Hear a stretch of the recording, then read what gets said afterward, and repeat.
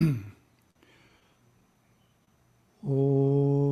Sahana Bhavatu Sahana Bhunaktu Sahaviryam Karavavahai Tejasvinavaditamastu Ma Bidvishavahai. Om Shanti Shanti Shanti.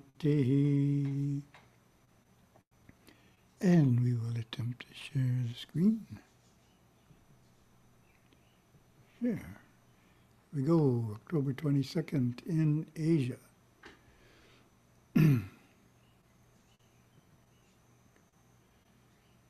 See what we have. First topic. What is spiritual unfoldment? Publisher's Desk in the current issue of Hinduism Today, October, November, December 2023, and it has the subtitle. In the search for God, we discover that the entire universe is sacred and ultimately realize that divinity is within us.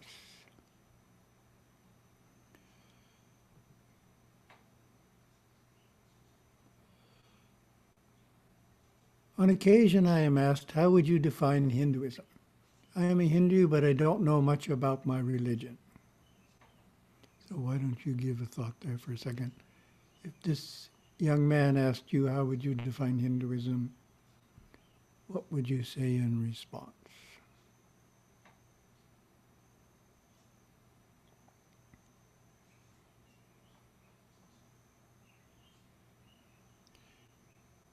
An effective way of answering this question I've found is the short explanation of the Purusharthas, the goals or wealths of the soul. As we all know, they are four in number: Dharma, Artha, Kama, and Moksha. They form a cornerstone of Hindu ethics. These aspirations are found in the Sankalpa. Next time you listen to the Sankalpa, a Sankalpa in a puja, you can listen for them. Statement of intention that priests chant when doing an archana for someone in a temple. Dharma, Artha, Kama, Moksha, Chaturvida, Palapurushartha, Siddhyartham. That's what gets said, and there it is. So listen for that. So it's right there, being affirmed.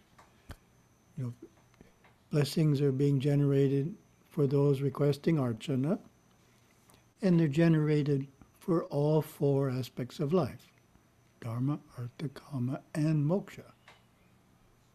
So we want to move forward in all four of them. The meaning is, may you attain the fulfillment of life's four goals: Dharma, wealth, enjoyment, and liberation. In his classic work, The Hindu View of Life, if you haven't read that book, it's really worth reading. Dr. S. Radhakrishnan gives an insightful overview of the Purusharthas. If life is one, then there is one master science of life which recognizes the four supreme ends: Dharma or righteousness, Artha or wealth, Kama or artistic and cultural life, and Moksha or spiritual freedom. The Hindu code of practice links up the realm of desires with the perspective of the eternal. Well, the meaning of that may not be self-evident. It's a really great statement. The Hindu code of practice links up the realm of desires with the perspective of the eternal. Well, how does it do that? Well, desires are for love through following Dharma. In pursuing love and wealth, we need to do so in accordance with Dharma. And it continues the quote, it binds together the kingdoms of earth and heaven. Such a good writer. Looking in more depth at each of the Purusharthas, as we know, Dharma refers to living a life that is virtuous, fulfilling one's duties to family members, community, and country. And if you have to define Dharma in one word, the word I prefer is duty. Duty is very broad. Kama is love, such as that experienced in a family between husband, wife, and children. Artha is wealth, money, and the many riches of life that are acquired by the individual or family.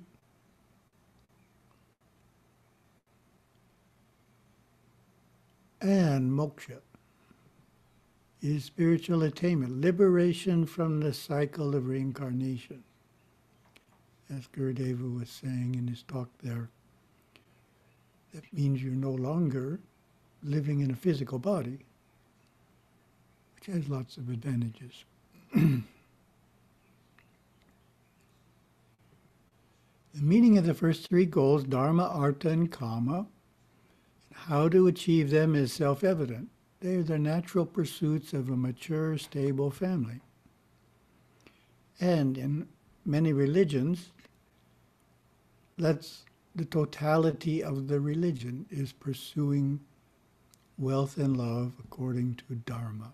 If you're doing that, there's nothing more to do. But in Hinduism, we have this fourth one, moksha.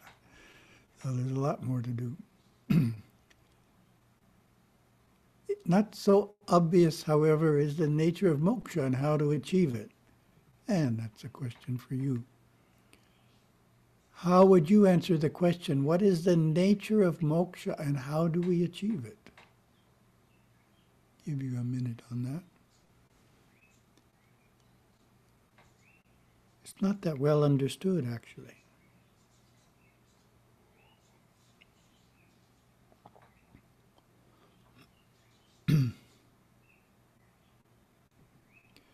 To provide clarity, I like to refer to moksha as the destination and then describe the journey toward it.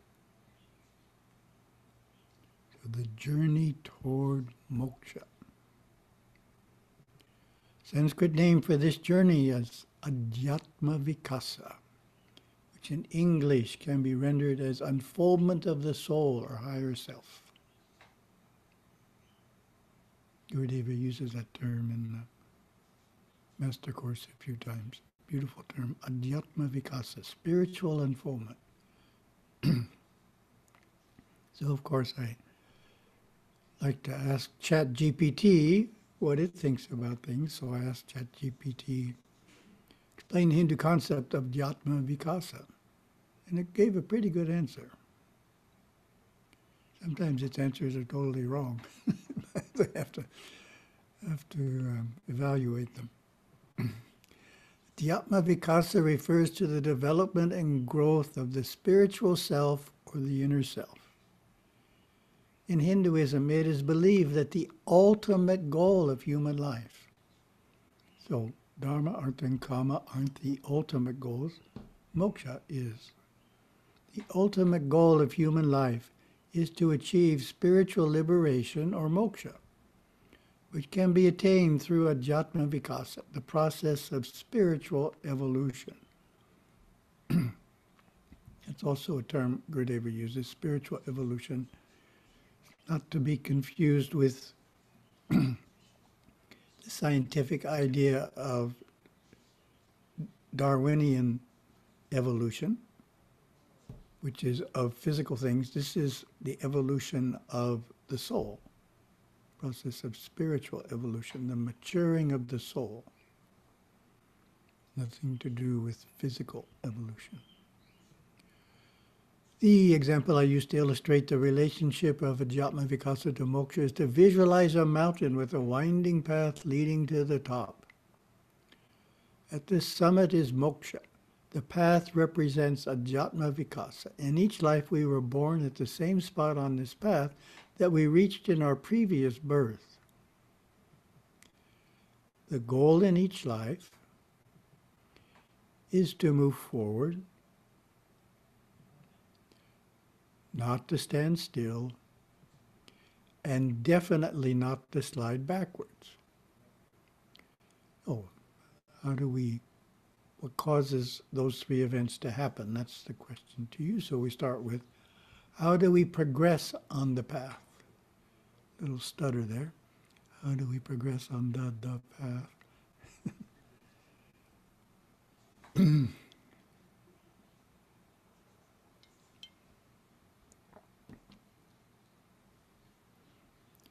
So Gurudeva again, he gave the answer in that talk.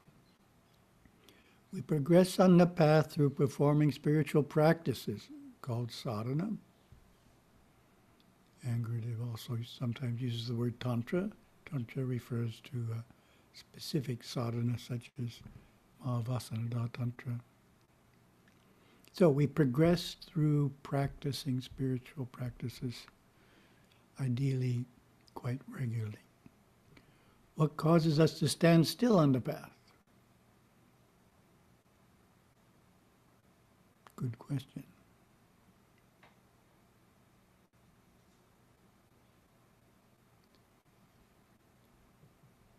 We stand still by living a selfish life and neglecting spiritual practices. So we're all wrapped up in ourselves and acquiring things from ourselves and not even giving to charity, just totally self-centered, selfish life, no spiritual practice. What causes us to regress on the path?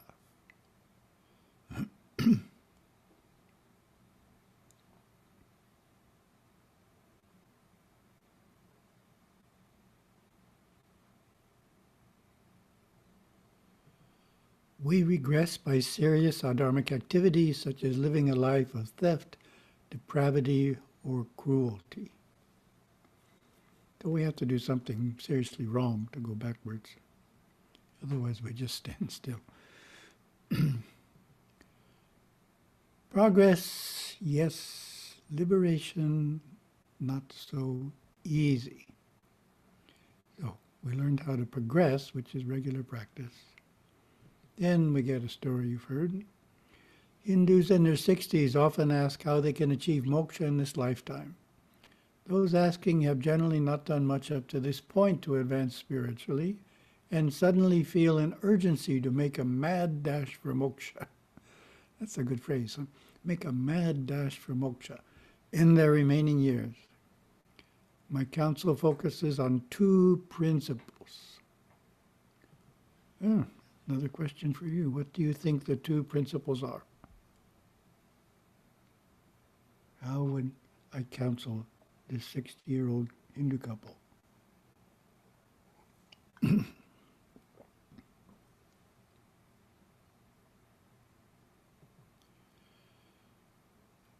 Principle one, it takes far more than one lifetime to achieve moksha. So we're trying to make progress toward moksha. We're not trying to achieve it necessarily in the current life. Number two principle, the best approach is to move forward as much as you are able without fanatically struggling for the final goal in this life, which is in most cases unrealistic. So move forward as much as you are able. That's the goal. And we have the meaning of adhyatma vikasa. Adhyatma is derived from two Sanskrit roots, adi, meaning higher, and atma, self or soul. Vikasa carries the meaning of development or becoming in the spiritual sense. Other terms for spiritual are divine or sacred. Therefore, we can say, adhyatma vikasa is a process of becoming more and more aware of the divine or sacred within us and beyond. More and more aware of the divine or sacred within us. So we're trying to explain it in a more general sense.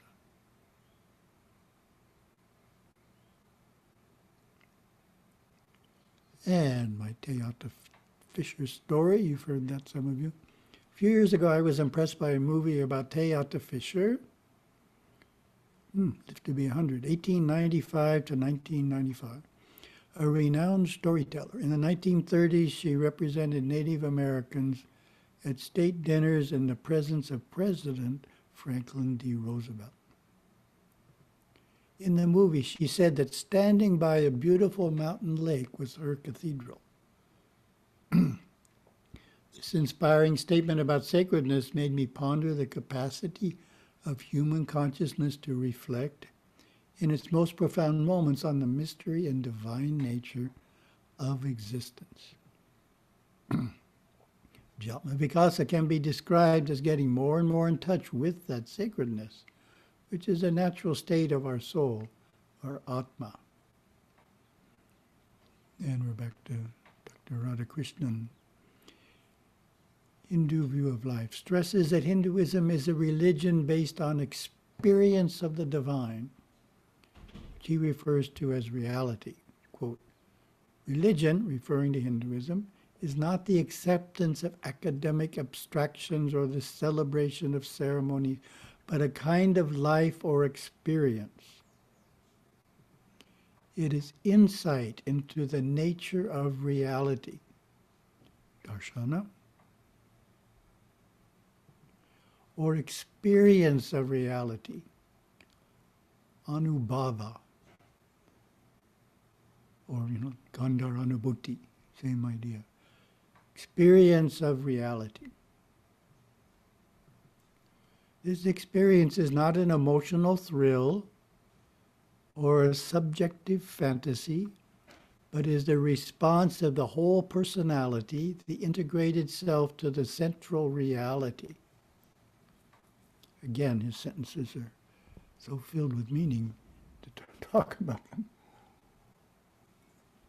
It's not an emotional thrill, meaning sometimes religion represents more like a popular music concert where everybody gets all excited.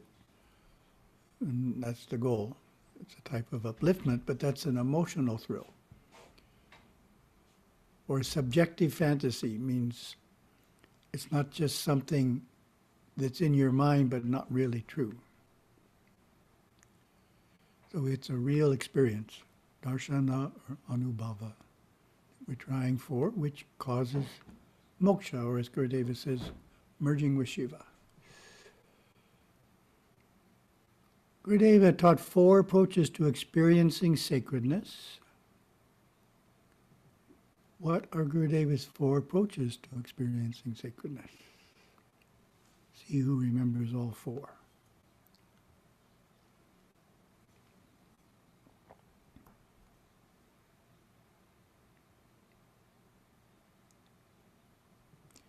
Perhaps the easiest is to see sacredness in great religious teachers who seem to exude spirituality. We sense a special light in their eyes not seen in others. The spirituality emanating from the great ones is sometimes called Shakti. Gurudeva wrote, what is this Shakti? You may be wondering. It is being in the presence of divinity. All holy men and women emanate all of these Shaktis, and you can too, some stronger than others. Shakti is divine radiation from the 3rd world, causal plane, through the 2nd world, astral plane, into the 1st, physical plane. The astral body is in the 2nd world and lives inside the physical body. It is through the astral body that Shakti is felt, so we don't feel it physically. Okay, then we move on to the 2nd way, experiencing sacredness. 2nd way to sense spirituality is to look deeply into the eyes of someone you know. Look deeper than the personality and the intellect and see the life energy in their eyes as the divine within them. Verse 3.7 of Brihadaranyaka Upanishad affirms, he who knows God as the life of life, the eye of the eye, the ear of the ear, the mind of the mind, he indeed comprehends fully the cause of all causes. And the third way, to find sacredness, is in the Hindu temple. It is a holy space built and maintained in such a way that we can go there and experience the energy of God and gods. During the puja, the priest calls forth the deity to reside in the image and bless the devotees present. Devotees experience the deity as an uplifting, peaceful, divine energy radiating out from the image. Gurudeva gives this description: the reality of the Mahadevas and their darshan can be experienced by the devotee through his awakened ajna vision, or more often as the physical sight of the image in the sanctum, coupled with the inner knowing that he is there within the microcosm. This darshan can be felt by all devotees, becoming stronger and more defined as devotion is perfected. So that's giving us the key to how to deepen our experience of the darshan of the deity in the temple, is to increase our devotion. Fourth way, more advanced, is to look directly into our inner consciousness through meditation. By consistent practice, a meditator learns to locate the sacredness within him or her, and over time go ever deeper into it. The initial experience may register on the external mind as peace and bliss. Later one comes into a clear white light, and later still in all-pervading consciousness. Ultimately, one encounters the transcendent source of that consciousness. As stated in the Chandogya Upanishad, the self resides within the lotus of the heart. Knowing this, consecrated to the self, the sage enters daily that holy sanctuary. Absorbed in the self, the sage is freed from identity with the bottom and lives with the body and lives in blissful consciousness. In summary, Hinduism gives us a number of approaches to experiencing the divine. An important part of making progress on the path to moksha is encountering the transcendent on a regular basis. That practice will, over time, naturally deepen the awareness of our own inner sacredness, which is what spiritual unfoldment is all about. Okay, so we still have a little time left.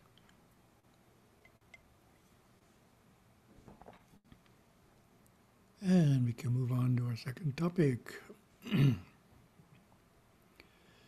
So we have finished positive psychologies, virtues and character strengths. We need new material, so we are answering questions sent in to satsang@hindu.org. Can you please elaborate on this, especially from a Shumi and metaphysical perspective? Namasivaya has such power, the mere intonation of these syllables reaps its own reward in salvaging the soul from bondages of the treacherous. Instinctive mind and the steel bands of a perfected externalized intellect. So well written.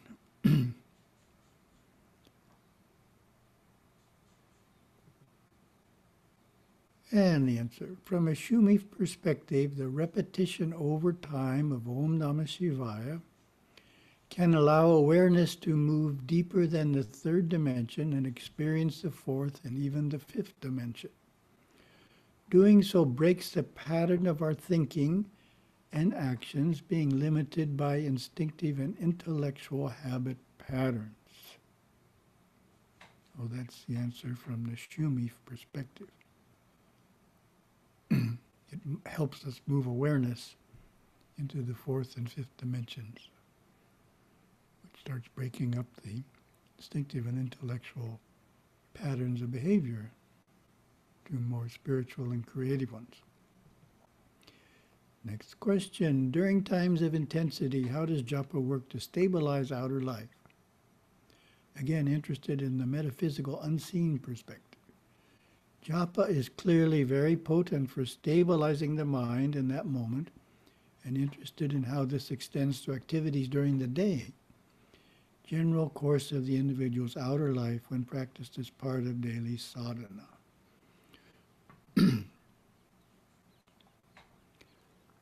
Our answer is, excuse me, our answer is that it helps us accept what is happening as what should be happening. In other words, our practice of Namasivaya japa has developed our perspective of surrendering to the will of Shiva rather than forcing our own personal will on the outcome of a situation. So, more surrender means we don't get disturbed when events don't go the direction we wish they went. We wish they would go. Would it be auspicious and appropriate to discuss the conquest of the mind, cognizantability? Pretty general question, so I tried to answer it. From Gurudeva's introduction to Cognizantability, which has the subtitle, The Conquest of the Mind. Cognizantability is comprised of aphorisms and their explanation of the interrelated 5 states of mind. An aphorism, as you know, is a short, easy-to-remember statement. I have given a brief explanation of each aphorism with some practical examples of how the study of the 5 states of mind can help you gain a greater control of the mind. The mere reading of the precepts will do no great good, other than perhaps stimulate some intellectual thought along psychological and philosophical lines. The practical, consistent practice of certain keys to be found by you in the precepts will, however, produce results. So that is Gurudeva's approach. In other words, he's not encouraging us to develop the intellect with the study of Saivism. He's encouraging us to practice. So some Hindu traditions are more focused on just developing the intellect by acquiring more knowledge rather than practice. So Gurudeva is practice, practice, practice. As the time element is involved in our daily lives, so much so that very often we do not have time to do the things we feel we should do, let alone those we would like to do. I've often told my students that the consistent practice for even 5 minutes a day after many days will definitely produce remarkable results. Like the man who decided to construct a fence around his house, but being pressed for lack of time, he could only manage to put 1 stake in the ground every day. There wasn't much to be seen after 2 weeks of his labor, and of course, this afforded much backyard gossip for the neighbors. All gossip stopped, however, when in only 2 months' time of his consistent labor of placing 1 fence stake in the ground every day, the fence stood complete to be enjoyed by owner and neighbors alike. So that's the idea of conquering the mind. We conquer the mind through consistent daily practice, as little as 5 minutes. The routine I developed is 10 minutes. 10-minute spiritual workout, which has an app, which is good for beginners. And as you know, it's those who are parents and have children, it's encouraged that they help the children take up the 10-minute a day daily practice in their high school years, which is age 15, starts around age 15. So they're old enough to sustain it.